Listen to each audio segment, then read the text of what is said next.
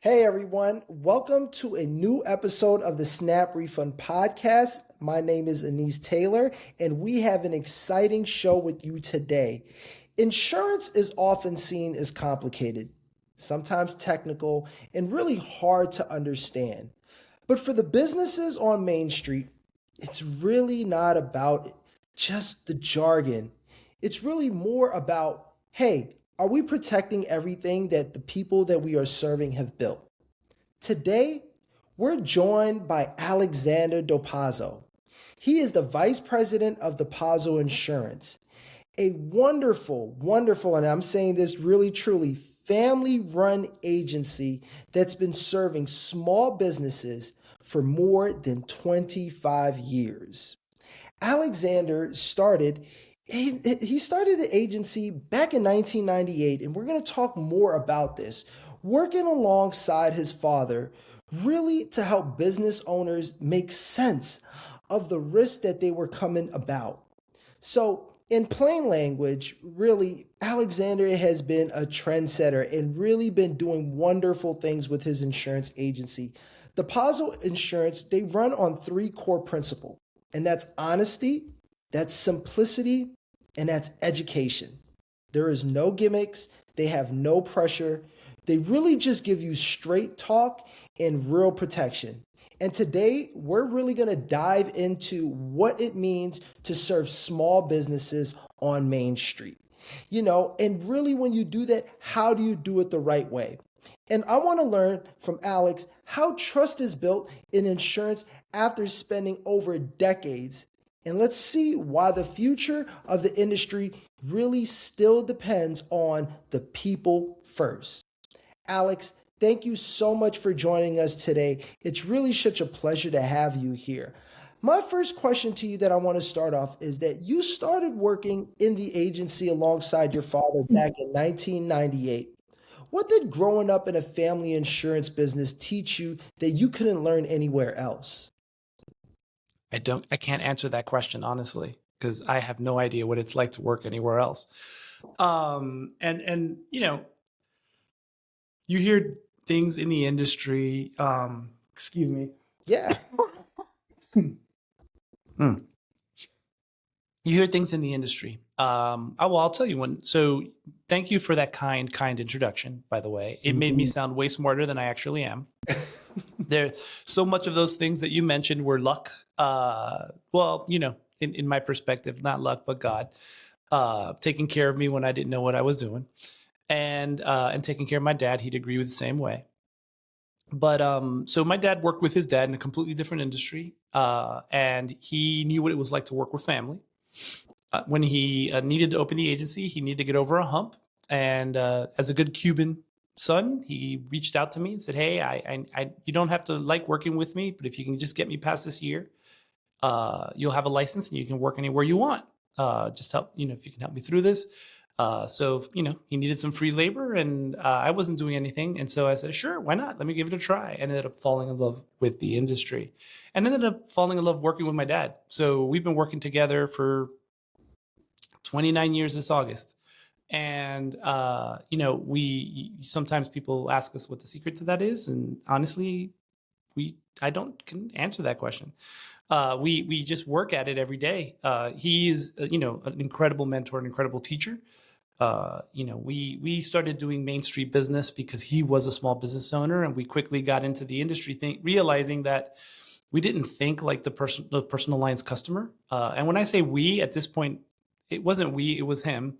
At this point, it's we, because I've been doing it for so long alongside him. But he didn't understand the small, how the way that people thought about their personal insurance. But he knew how business owners thought, because he was been a business owner since he was 21 years old. So that we just gravitated to that. And obviously, that's what I ended up learning. And that's the space we've been in since then. We are kind of masters of our own kingdoms. He handles new business. I handle operations and renewal. Along with our team of 7 here, we have a back office team, and we have a VA in Nicaragua.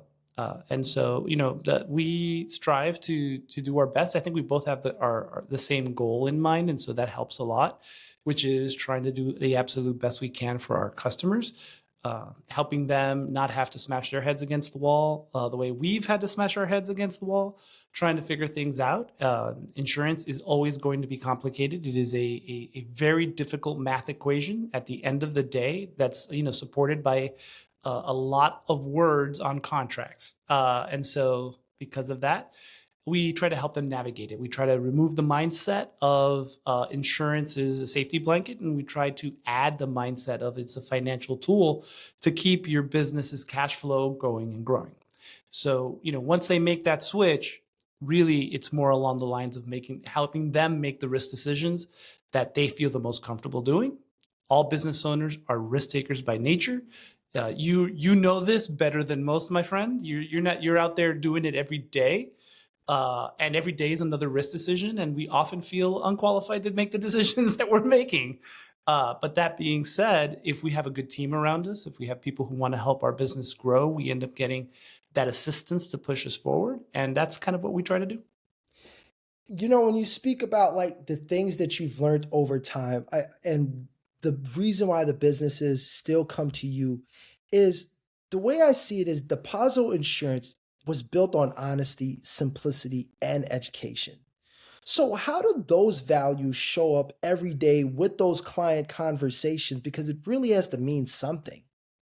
Well, I mean, at the end of the day, honesty is there because what we do for a living, trust is so important, right? So kind of we when we were deciding on what were our core values, we thought, hey, honesty's got to be up in front because people need to be able to trust the information that we're giving. Now, trust is not something that is given; it is something that is earned, and so that's where the simplicity and education come in. We believe that business owners need to are capable of making risk decisions for their business. They just need guidance in order to do so.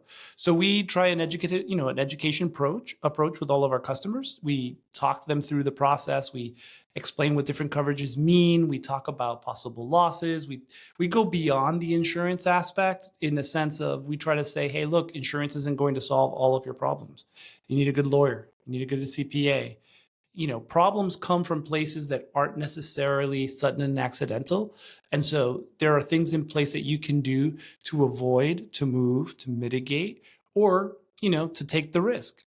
I often say that I'm really trying to teach them to jump off that cliff with their eyes wide open versus falling off that cliff with their eyes closed. Simplicity comes into effect because we believe in using technology to be able to help our customers do the transactional part of insurance with as seamlessly as possible. I do not go visit customers to talk about their renewals. I do that using Loom. I do that phone. We use VoIP. That kind of a thing. Now, if they're having a grand opening, that's where I want to be. I want to be able to build that relationship. If they're celebrating something new, a new product launch, something of that nature, a new building that they're opening, I want to be and spend our together time doing that, living life, but not, signing insurance paperwork or collecting payments. And so, education is a big part of that because again, we have to kind of lead them through the process. And our core customers, that's really what they're looking for. I'm often asked, what is our perfect client. And I usually tell those folks that my perfect referral is a person who has an honest question about insurance and is looking for an answer that they feel that they can trust. Mm-hmm. I don't know that they're going to trust me the moment they call me, but I guarantee by the end of that conversation, they'll know that when we're talking about the coverages and what we're giving him is not going to be something we're trying to push on them. And if we think that there's something better out there in the market that we don't have access to, we will gladly send them that way because we want the best for them and we want their business to grow. And, eventually that'll help our business grow and we go from there. So, it's great that you are able to do that with your current clients and grow with them. But the small businesses that have no idea about insurance, sometimes they feel overwhelmed, right? Where do you see as the biggest misunderstanding for those businesses when it comes to understanding insurance? It's not a question about understanding insurance. They don't want to understand insurance. They don't know to ask that question just yet. I often tell folks it's not the paper that puts you out of business, it's the paper clips, because you budget for the paper, but you forgot the paper clips. And so really a lot of times where the kind of friction lies is in the request of insurance by somebody in their sphere, and then satisfying those requirements, and then moving them from a mindset of, hey, this piece of paper is going to satisfy this requirement, to, hey, if you properly structure this, your business is going to last 10, 20, 30 years. We need to really do that. I often ask customers, to give me a call before they make a decision, so that we can know if that lease is going to be, something that they really want to sign, because maybe the insurance requirements are going to be higher than what they were looking to have, right? Or if they were going to take on that project, and maybe because of their, the projects that they've had until now have been smaller, and now they're taking on this larger project, an underwriter might not be comfortable with that because they don't have the experience, right?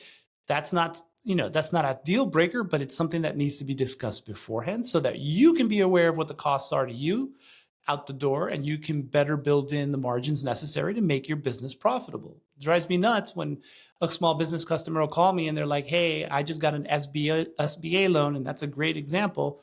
The SBA has great rates, but they require more insurance than the average bank. And so if you're not fully aware of what all of the insurance requirements for, what's the difference between paying it to a bank or an insurance company if it wasn't coverage you were looking to buy, right? And so, making sure that they understand these things and kind of talking them through that. Usually we're triaging the problem versus, being able to fix it. But that's a one-time thing. After that, we start having those conversations more proactively. And then they believe that that's exactly what they were looking for, was someone to help them make these decisions in a way that push their business forward, not necessarily, hey, oh, this is the quote you need. Here's your quote. Give me money. Okay, let's just go on with the next thing, right? Yeah. And it really speaks into the pillar that you've built this organization on, right? Which is the honesty, which is the simplicity, and which is education. And when you bring that and wrap that all in together, I mean, that's what makes such a wonderful experience for your clients. Now, one of the things that you've been doing for, like you said, you don't know anything else, is insurance, right? So you've seen a lot. Talk to me a little bit about how has the risk landscape for small businesses changed over the last 20 plus years? Well, it's not so much just a small business. I think it's changed for all business. What's happened is that, there are more people in the space. Technology has allowed companies to become, come out of the woodwork, for lack of a better description. And not all of those companies are prepared to actually do the longevity thing, right? And so really what we've seen change a lot is larger carriers have been trying to do well in the space, but struggle with capturing the volume necessary to really, be that a partner. Some of the younger carriers are trying to come into this space, but they don't quite understand the insurance aspect of it, the tail that comes with, it's like the first 5 years of an insurance company is great because there aren't really that many losses. Years 5 through 10 is a whole different conversation. Yeah. Because now you've got tail losses, you've got lawsuits that won't go away, you've got, employees who've, now are tenured, and it's just so many other expenses that come with, growing. And so then all of a sudden it's been very volatile for a long time. Yeah. My recommendation always is just have an agent who's got your back, right? It's great to, go to an online portal and get a quote. That sounds fantastic, but I can't tell you how many online portal quotes I have seen in my lifetime where it literally excludes the thing that they do. And, and so having someone on your side who just can kind of walk you through and be like, hey, did you recognize this? Did you mean to do this? I don't tell my customers what risks to take and what no risks not to take. I just explain what the risk looks like, and then they take the risk decision. And so, understanding what that means helps also create a little bit more stability in their business, where they can find a carrier eventually that will allow them to, maintain for a period of time necessary where their business continues to grow, but their insurance doesn't necessarily go, up and down. Even though in Florida, the property is a problem. Yeah. What are some, when you talk in particular about Florida, talk to me a little bit about those problems with property. Well, I mean, Florida is a state it's a state that continues to grow. We're the third largest state by population. We're somewhere in the top five by economy, depending on which source you look at, right? And that hasn't stopped. And unfortunately, though, we are basically a sore thumb in the middle of the Caribbean, and so hurricanes continue to be an issue now. I don't think hurricanes are the biggest problem we have. There's been a lot of issues with litigation, and kind of abusive litigation over the years. And the state legislature over the past 2-3 years has made some significant changes, and we're finally seeing property rates start to decline, thankfully. And that is simply because we've had actually a few storms, and the losses haven't reached the levels that they had previously estimated with the previous litigation styles. And so all of a sudden the carriers are like, oh, wait a minute, we're overcharging, and they're lowering their rates, because unlike most people don't realize, in the state of Florida or in almost any other state, companies can only make a certain amount of profit before the state comes in and says you're making too much money. Oh, I didn't know that. Yeah, well, a lot of people don't. A lot of people think that they make an unlimited amount of money, but they have to realize that it's the scale that makes it feel that way. Taking it away from insurance, Walmart has a great example of this. So Walmart's the item that sells the least, as far as quantity is concerned, at a Walmart are bicycles. Bicycles, so they sell only a certain number of bicycles a week, and there's much fewer than they sell television, salt, or whatever else you went to Walmart for. But if you look at the micro, it's like, oh, this is only such a tiny percentage of their income. But if you look at the macro, they sell like $100 million in bicycles a year. And so like the math doesn't make sense when you've got it to a microscope, but when you step back, all of a sudden the math makes a huge amount of sense. And that's what insurance companies strive to do, right? They strive to pool large groups of money together. And in that pool, yes, the percentage rate might be, well, I'll give an example of a carrier I'll name, because I'm not saying any trade secrets here. You take Progressive, right? Progressive likes to make 3 cents on the dollar. That's 3% profit.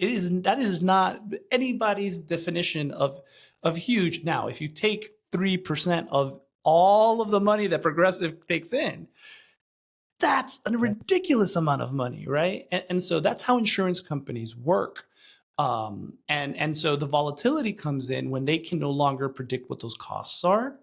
And as that lack of prediction becomes a problem, because then all of a sudden it starts to eat into their profits, and shareholders get involved, and they start coming back either in increasing rates or reducing types of coverages that they offer. For instance, not every small business can get the coverages that they want. Yeah. Right. And that's because not every carrier is going to say, hey, I'm willing to do that particular thing. Business interruption is a great example of that in today's world. Pre-COVID, business interruption, they didn't really like you having too much business interruption compared to your property limit, but they would pretty much do whatever you wanted. Post-COVID, that's a real problem. So if you have a small office in Brickell here in Miami, okay, let's say, I don't know, 1,000 square foot office, right? That office sells $3 million a year in product. And the landlord says you got to carry 12 months business interruption coverage, which basically means you're going to need to carry $3 million of business interruption coverage. But you only have $50,000 worth of stuff. Ain't nobody going to write that. Nobody. You're right.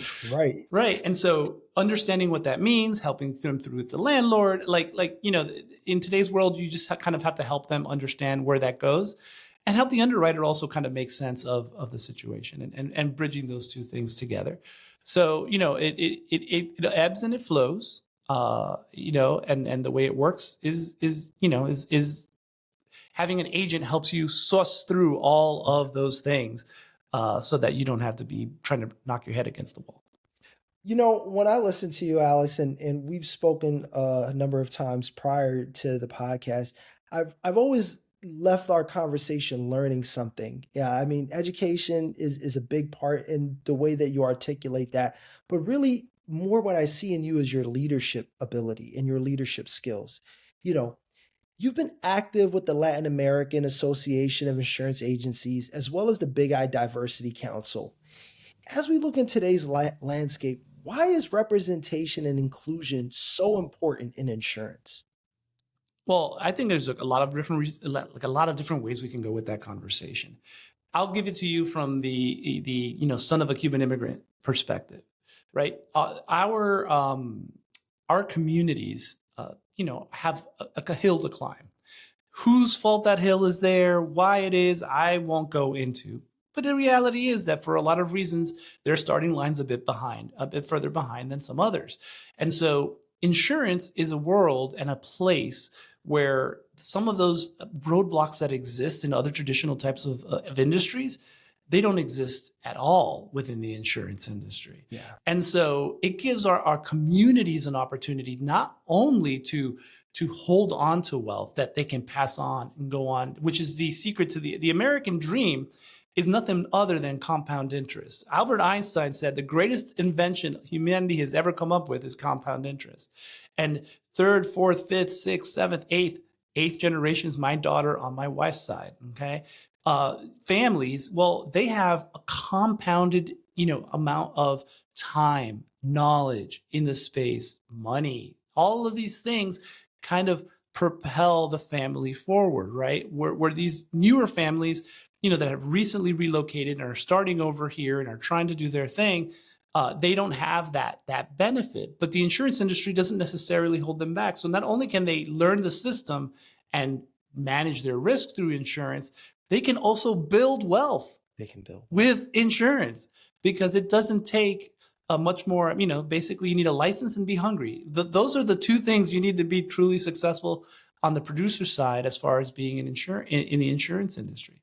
So I think that there's, opportunity for our communities, whereas they've distrusted the community, they've distrusted insurance for so long. The communities that we're talking about have serious trust issues with systems. Take my family. They came from an oppressive government in Cuba. Doesn't matter how free they're told this country is, they're not going to immediately trust what the government tells them at any given point. And they're always going to push back slightly because of the realities that they came from a place where they know what happens when there is true oppression. And so, it's going to take a few generations for that to work itself out of our family system.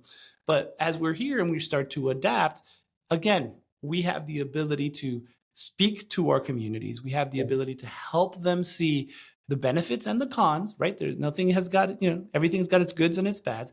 But if you understand how to use the tool, you can grow regardless of the circumstance. Insurance is basically pandemic proof. It's almost economy proof.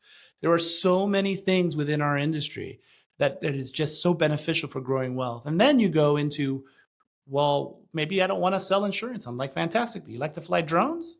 That's right. Drone claims adjusters are a real job in the insurance industry. I'm making right? 6 figures. Mm-hmm. Absolutely. Do you like to code? Hey, I know some folks who need coders. That's right. So our industry is so vast. It's so wide. There's just unlimited potential and opportunity. And so I think that inclusion is important, in the sense of, hey, we need to reach these communities for talent and as a growing customer base. I have the benefit of living in Miami. One thing we all have in common is that everybody here's from someplace else. And so the economy here depends on, people understanding that, how it feels like to be from someplace else, what that works like, helping people, get accustomed to the American system and how, leases work here and profit margins work here and all of that. And so again, unlimited potential and opportunity for our communities, both from a wealth perpetuation perspective and a wealth building perspective. Yeah, I think you're spot on with that. I mean, that's the beauty that we found when we got into the insurance space was just, one, how big and how many opportunities and how there were so many verticals that you could fit yourself into that really lent into what your skill set. And I think that is the beauty of diversity as well, right? Is that you're bringing in different points of views that can connect with different communities, all for the greater good of the industry. But the industry continuously can work on improving and be better. So my question is, how can the industry better show that insurance is more about people and not just policies? Well, I think that's kind of a double-edged sword, right? So insurance companies are companies, right? And so they have to make money. And the reality is that somewhere someone has taught the world that the only way to make money is to do one thing and repeat that thing as many times as possible Yeah. to continue to get the same exact output. Now, when we start throwing at it completely different kinds of people who are making completely different kinds of decisions, the risk is much harder to kind of hold on to. So I think what the industry really needs to do as a whole is start to look at the risks as they're changing. It needs to be more flexible. It needs to be faster in its product, makeup in order to be able to serve the people who currently need the coverage during that time period. Insurance companies are not in the claims paying business. I try to dispel that lie as often as I possibly can. Insurance companies are in the risk measuring business. And when they measure the risk correctly, they're profitable and everybody goes home happy. When they measure risks incorrectly, or there's a change to the risk that they didn't think to measure, all of a sudden they struggle. And when they struggle, so does all of the everything that is around them. Banks struggle because if that company that was holding those mortgages, the company that was holding the collateral for those mortgages no longer is able to offer it, they struggle. They have to now get on to, hey, you got to change. The carriers who are left behind, insurance is based on spread of risk. So if there are fewer carriers, there's less capital to provide coverage to a larger amount of risk. That means the price is going to go up. That's how the math works. And so, having a healthy industry is extremely important. But at the same time, I think they need to become a little bit more flexible in how they're transacting business with people as they're coming up, especially as we're starting to see new generations of individuals getting into the workforce and new generations of individuals starting businesses. Back when we started, everybody was one business, one owner, right? Nowadays, I struggle to find one owner with one business. Yeah. Everybody's got two or three, they call them side hustles. And that's a great thing because we've been taught that it's actually beneficial to have multiple income streams so that if one starts to dip, you can kind of pivot to the other one. And life has shown us that in the last 30 years, right? And so carriers have to kind of be able to build coverages that make sense in those spaces. Yeah. Well, as we talk about the future, I really am interested in learning more about the future of agencies. With all the insurtech innovation that's happening, where do you see the role of the independent agent evolving towards? At the end of the day, the independent agent's job was never to take payments or fill out applications. That was part of what we did, but that wasn't our job. That wasn't the reason that we have the market penetration that we've had and has continued to have, regardless of the innovation that was created or the way that people connected. What we were able to do that other different methods weren't able to do is we are in the communities that we serve. Yeah. Now, whether that community in today's world is an online community or whether that community is a physical community, but we're seen as individuals who can help people in similar situations, and we're trusted at a much shorter time period than some of what those other methods are trying to do. So as long as independent agents focus on being that trusted resource, that trusted source for their customer, the future for the independent agent is strong. Yeah. If we try to rest on our laurels and say that, oh, well, I need to be able to do this or, this way, and this is the only way. And if my customer doesn't do it this way, every time as a business owner, any business owner, you come out and you're like, if the customer doesn't do it this way, they're no longer my customer. You're restricting your customer base. 100%. And when you restrict your customer base, you have to charge more money in order to be able to maintain the same amount of income. Yeah. And so you can't keep doing the same thing and expecting different results. That is the literal definition of crazy. And so we have to be able to adjust with the times, recognize where our true value lies, and double down on that. Yeah. Yeah. Let AI do what AI will do. AI will never be me. I have broken 5 different AI systems that are being used by agents today because I know how to ask it questions it can't possibly know the answer to. Because though it has more data thrown into it than I could possibly accept into my brain, I have 30 years of answering those questions on my side. And that's a significant amount of data too. Yeah. Yeah. It really is. And it speaks on technology is going to go in this direction, but really the beauty of maintaining that human element, because our brain is so powerful.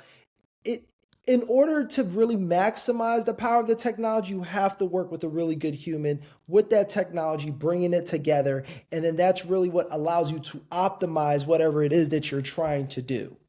Yeah, it's like trying to find that person at the bank. You ever have that problem at the bank, and it's because that person knows where the little secret lies in, and that person's been there long enough that they can tell you, well, I know exactly what problem you're having. And the problem you're having has to do with a shift key that was not pressed at the right exact time. Yes. And it's a flaw in the system, but they've been working on trying to fix it. And every time they try, they break it some more and da, da, da, da, da. So here, let me shift this key for you. And all of a sudden your problem is magically solved. And you better have gone through 15 different people before you found that one good human. And that's the future of the industry is to be that one good human. I love that. And speaking of one, if you could give one piece of advice to the next generation of agents, what would it be? If I could give one piece of advice, that advice would be the only thing holding you back is you. I mean, there is no reason why you can't be successful in the insurance industry. If you like wining and dining, hospitality insurance is a way to go. If you like productions, understanding how productions work, the insurance for productions are pretty complicated to be able to do. And there's not that many people that do it. So if you become great at that, you're going to be the go-to to be able to do it.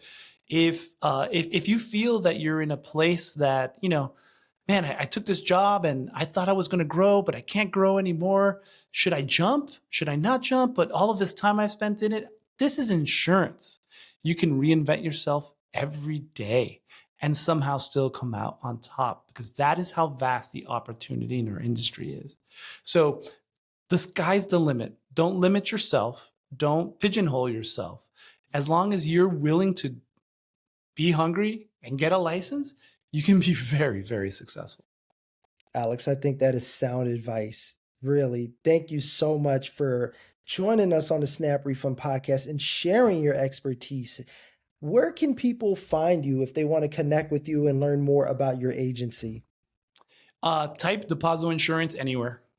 You can do it into your URL. You can do it in LinkedIn. You can do it in TikTok. You can do it in YouTube. You can do it anywhere. And you will find, if I've done my job right, you will find me, and I'm always available for a DM to have a conversation and learn more. And if I can help, I promise I will.